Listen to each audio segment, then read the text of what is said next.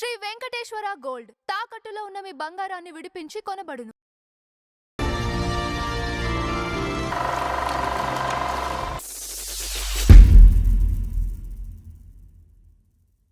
నమస్కారం నందవర్చంద్ర గారు. నమస్కారం అంజబాబు గారు. సార్ ఈ రోజు మన ఫ్లాష్ బ్యాక్ లో నటి శ్రీప్రియ గారి గురించి మాట్లాడుకుందాం. నటి ఏంటండి, ఆవిడ దర్శకురాలు. అవన్నీ మీరు చెప్పాలండి. దర్శకురాలు చెప్పడానికే కదండి వచ్చింది.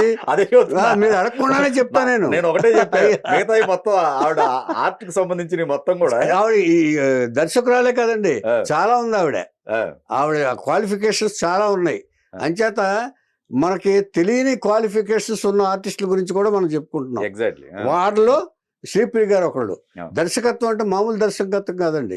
వెంకటేష్ గారిని దృశ్యం అనే సినిమాని చాలా ప్రతిభావంతంగా డైరెక్ట్ చేసి, తర్వాత తమిళ్లో 2 సినిమాలు, కన్నడలో 2 సినిమాలు డైరెక్ట్ చేశారు పెద్ద పెద్ద ఆర్టిస్టులతోటి. దాన్ని బట్టి 5 సినిమాలు డైరెక్టర్ అంటే చూసుకోండి. అంటే ఆవిడ ఇంకా ఇంట్రెస్ట్ లేక మానేశారు, కానీ లేదంటే ఇంకా కంటిన్యూ అయ్యేవారు. రైట్. ఆర్ట్ ఎక్కువ అంటే ఈ ఆర్టిస్ట్ గా ఎక్కువ కదా ఆవిడ. పెయింటర్ అండి, పెయింటర్ కదా. పెయింటర్ ఆవిడ. పెయింటరు ఏదన్నా ఇష్యూ చెప్పాలనుకోండి, ఆ బొమ్మల్లోనే చెప్పేవారు ఆవిడ. సోషల్ దీనికి పిల్లలకి ఏదైనా ఎక్స్ప్లెయిన్ చేయాలనుకోండి, స్కూల్ పిల్లలకి ఏదన్నా సబ్జెక్ట్ ఎక్స్ప్లెయిన్ చేయాలంటే బొమ్మలు వేసి ఇదిగో ఇది ఇది అని చెప్పేసి పిల్లల కోసం కూడా బొమ్మలు వేశారు ఆవిడ. ఆవిడ పెయింట్ని సమాజ సేవకి, ఇప్పుడు ఏదన్నా ఇష్యూ చెప్పాలనుకోండి, ప్రజలకు ఏదైనా చెప్పాలనుకోండి, బొమ్మలు వీరు వేసి ప్రజలకు చెప్పేవాళ్ళు ఆవిడ. ఎక్స్ప్లెయిన్ చేయటానికి బొమ్మలు. మన ప్లే కార్డ్స్ ఉంటాయి చూసారా, అలాగా ఈవిడ బొమ్మలతోటి ఇష్యూను ప్రజెంట్ చేసేవారు. అంటే అందంతో పాటు ఆర్ట్ ఉంది, పెద్ద ఆర్టిస్ట్. అది మామూలు విషయం కాదండి. తర్వాత ఈవిడ నృత్య కళాకారిని, డ్యాన్స్ నేర్చుకుని ప్రోగ్రాంలు కూడా ఇచ్చారు. ఏమండి, దర్శకురాలు చెప్పుకున్న రచయిత్రి కూడా, డైలాగ్ రాశారు ఈవిడ. ఫిల్మ్స్కి, టీవీ సీరియల్స్కి డైలాగ్స్ కూడా రాశారు. ఎంత టాలెంట్ చూడండి, ఎంత టాలెంట్ లేకపోతే. పైగా వీళ్ళు రాసే డైలాగులు ఎలా ఉంటాయో తెలుసండి, మామూలు ఈ రైటర్స్ రాసే డైలాగ్ లాగా ఉండవు. వీళ్ళు ఫీల్ అయ్యి రాస్తారు ఆర్టిస్టులు ఎప్పుడు కూడా. ఆర్టిస్టులకి, డైలాగ్ రైటర్కి మామూలు వాళ్ళకి తేడా ఏంటంటే, వాళ్ళ సిచ్యువేషన్ ప్రకారం వాళ్ళు రాసేస్తారు. బట్ వీళ్ళు ఫీల్ యాక్ట్ చేస్తూ డైలాగ్ రాస్తారు. అది వీళ్ళకి, నటులకి దీనికి ఉన్న తేడా. నటులు డైరెక్టర్. ఈవిడ ఎక్కువ తమిళ సినిమాలు అనుకోవచ్చు అండి. 200 సినిమాలు తమిళ సినిమాలు, మొత్తం 300 సినిమాలు. 200 తమిళ్, 15 తెలుగు, మిగతా భాషల్లో మిగతా 85 సినిమాలు. హిందీ సినిమా ఒకటి వేచారా అనే ఒక సినిమా చేశారు. ఏమండి, తర్వాత బాలచంద్ర గారు దాంట్లో చేసింది ఫస్ట్ అంతులేని కదా. ఆ తర్వాత ఈ బెజవాడ బెబ్బులి ఇలాంటి సినిమాల్లో చేశారు ఆవిడ. తర్వాత పొట్టేల పున్నమ్మ అని చాలా పాపులర్ సినిమా, దేవర గారి సినిమా. దాంట్లో ఒక ఇన్సిడెంట్ ఉంది, చెప్తాను నేను. పొట్టేల పున్నమ్మ మురళీమోహన్ శ్రీప్రియ జంటగా చేస్తే అది సూపర్ హిట్. అది ఏమంటే పొట్టేల పున్నమ్మ చాలా పాపులర్ సినిమా కూడా. ఏమండి, ఈవిడ 1956లో చెన్నైలో జన్మించారు ఆవిడ. ఏమండి, చాలా సంప్రదాయ కుటుంబంలోంచి పుట్టారు ఆవిడ. తర్వాత ఈవిడ మేనమామ ఎవరంటే కేఎన్ దండాయుధ పిళ్ళై అని, పద్మశ్రీ కేఎన్ దండాయుధ పిళ్ళై నాట్య కళాకారుడు ఆయన. పెద్ద పెద్ద నృత్య కళాకారుడు ఆయన. ఆవిడ మేనకోడలు ఈవిడ. ఇంకొక ఆయన కూడా నాదస్వర విద్వాంసు మేనకోడలు కూడా ఈవిడ. ఇంత శాస్త్రీయ కుటుంబంలోంచి వచ్చిన కళాకారిణి శ్రీప్రియ గారు. ఏమండి, ఈవిడ ఫస్ట్ ఒక తమిళ పిక్చర్లో చేశారంటే, మామూలుగా ముందండి వీళ్ళకి విద్య ఎలా వస్తుందో ఏమిటో తెలియదు. డెవలప్ అయ్యే కొద్దీ కూడా ఇంట్రెస్ట్లు పెరిగి విద్యలు నేర్చుకుంటారు వీళ్ళు. చిన్నప్పటి నుంచి విద్య నేర్చుకున్నారు ఆవిడ. ఈ రైటింగ్ అనేది తర్వాత న్యాచురల్గా వచ్చింది. ఏమండి, విద్య నేర్చుకున్నారు, నాట్యం నేర్చుకున్నారు. నాట్యం నేర్చుకుని నటన ఆటోమేటిక్గా వచ్చేసింది వాళ్ళకి. వచ్చేసిన తర్వాత ఫస్ట్ ఒక తమిళ పిక్చర్లో యాక్ట్ చేశారు. యాక్ట్ చేసిన తర్వాత బాలచంద్ర గారు తీసుకెళ్లారు, అంతులేని కథ. అది తమిళ్లో అవల్వర్ తొడర్ కథ కూడా అమ్మాయి, తెలుగులో కూడా ఆవిడనే ఇచ్చేశారు. ఇక ఆయన ఇందాక నేను చెప్పడం మర్చిపోయాను నేను. ఫస్ట్ మేనమామ కేఎన్ దండాయుధ పిళ్ళై నృత్య కళాకారుడు, వెరీ పాపులర్. ఆయన పేరు చెప్తే దండం పెడతారు. ఏమండి, రెండో మేనమామ నాదస్వర విద్వాన్ రాజమాణిక్యం పిళ్ళై.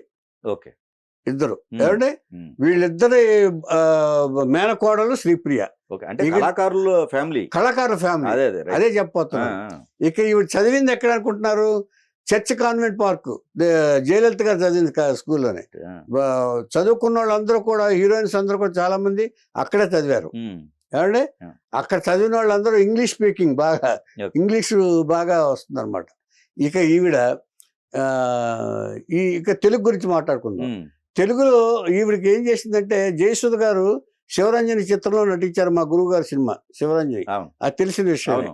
తెలిస్తే ఈ సినిమా చూడంగానే ఇమ్మీడియట్గా ఆవిడ నచ్చి రైట్స్ కొనుక్కుని దాసనారాయణరావు గారి డైరెక్షన్లోనే నక్షత్రం అనే సినిమా చేశారు.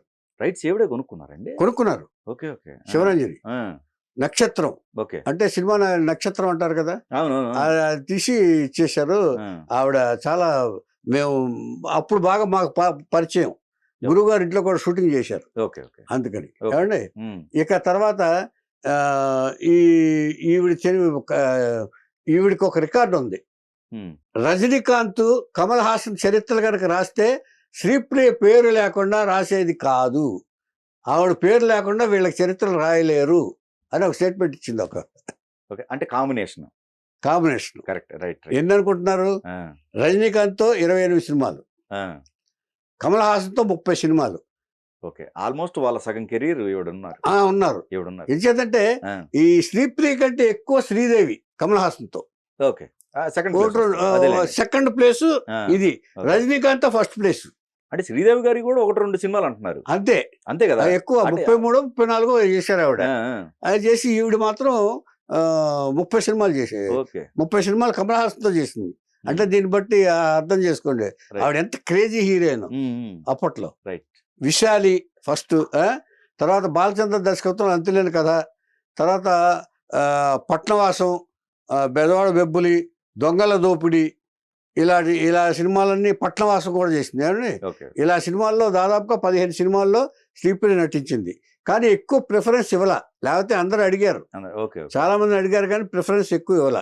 ఇప్పుడు ఈ 15లో అండి రీమేక్ ఉన్నాయా లేకపోతే స్ట్రైట్ ఉన్నాయా? కొన్ని రీమేక్ ఒక్కటే వయసు పిలిచింది కమల్ హాసన్ తోటి. ఓకే. రీమేక్ కాదు, డబ్బింగ్. డబ్బింగ్. డబ్బింగ్ అది. ఆ డబ్బింగ్ స్ట్రైట్ గానే రిలీజ్ చేశారు, అది డబ్బింగ్ చేసి. ఓకే. ఏమండి అదొకటే, మిగతా అన్ని స్టేట్ ఫిల్మ్స్, మిగతా అన్ని స్టేట్ ఫిల్మ్స్. ఓకే. మోహన్ బాబుతో చేసింది దొంగల దోపిడి అని, మోహన్ బాబుతో కూడా చేసింది. ఓకే. ఇలాగా అందరితోటి సినిమాలు చేసింది.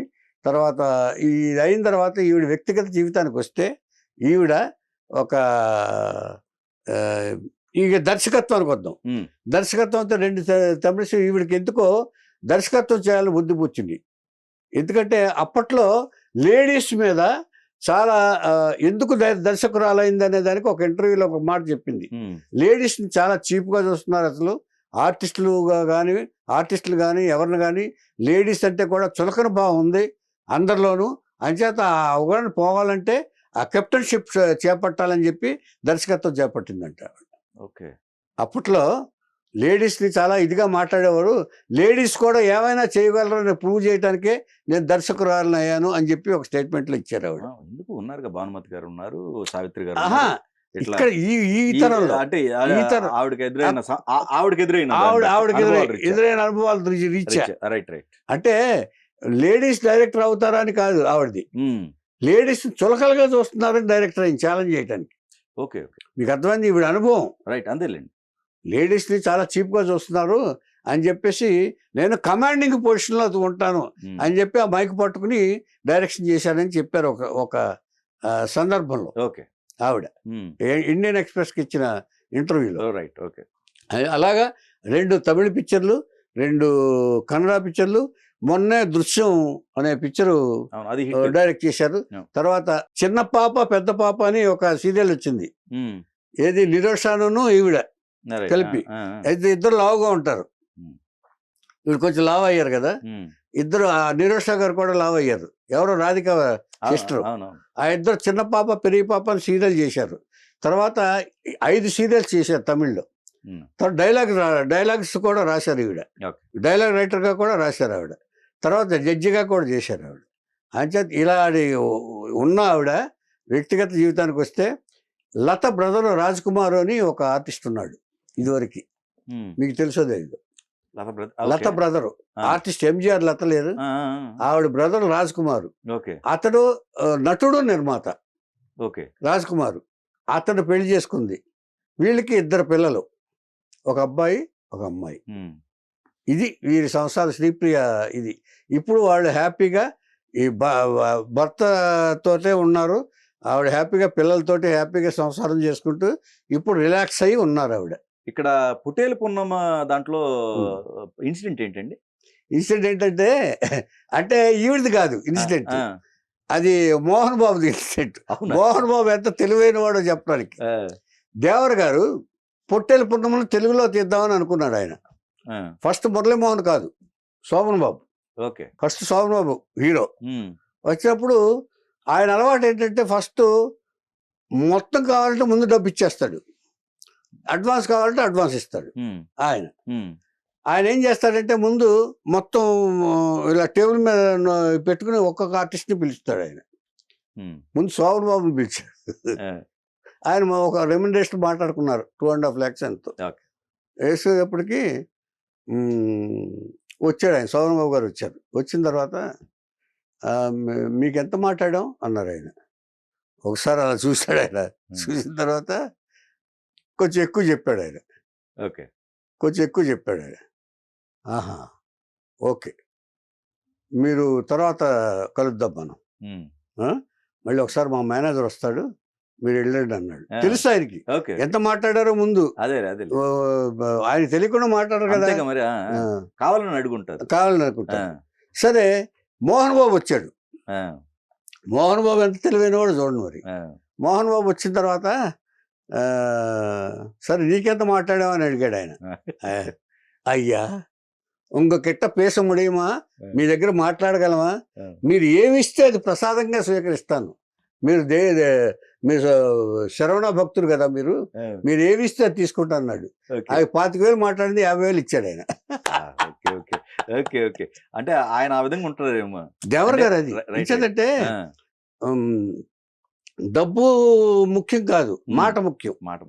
ఇది చెప్పాల్సి వచ్చింది దేనికంటే ఎప్పుడైనా సరే మనం ఒక మాట మాట్లాడుకున్నామంటే ఆ మాట మీద నిలబడాలి. ఇది దాని గురించి చెప్పడానికి ఇన్సిడెంట్ చెప్పాను. అప్పట్లో ఆయన శోభన్ బాబు గారు కొంచెం కష్టాలు పడున్నారు కదా పాపం. ఆయన తప్పు లేదు, చాలా కష్టాలు పడ్డారు. అప్పట్లో భార్య హాస్పిటల్లో ఉంటే ప్రెగ్నెంట్ డెలివరీకి డబ్బులు కూడా లేవు, సాయం చేశారు.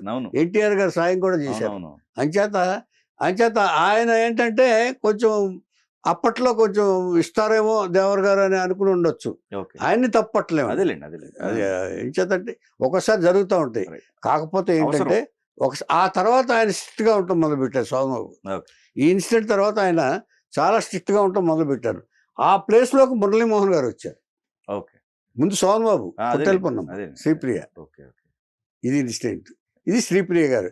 శ్రీప్రియ గారి కెరీర్ చాలా ఇదిగా తెలివిగా, చాలా ఇంటెలిజెంట్ లేడీ ఈవిడ. ఇప్పుడు అవకాశం వచ్చి జయలలిత గారు చీఫ్ మినిస్టర్ అయ్యారు కానీ, లేదంటే వీళ్ళందరూ చీఫ్ మినిస్టర్ అవ్వదగిన క్యాండిడేట్లే. శ్రీప్రియ గారు కూడా అంత తెలివైన వాళ్ళని చెప్పడమే నా ఉద్దేశం, అంతకంటే ఏం లేదు. అంచేత అలాగా ఇంటెలిజెంట్ లేడీ శ్రీప్రియ గారు, విద్యాధికురాలు. ఆర్ట్ అది పెయింట్లు వేస్తేనే ఒక ఆర్టిస్టిక్ టచ్ ఉంటుందండి లేడీస్లో. అది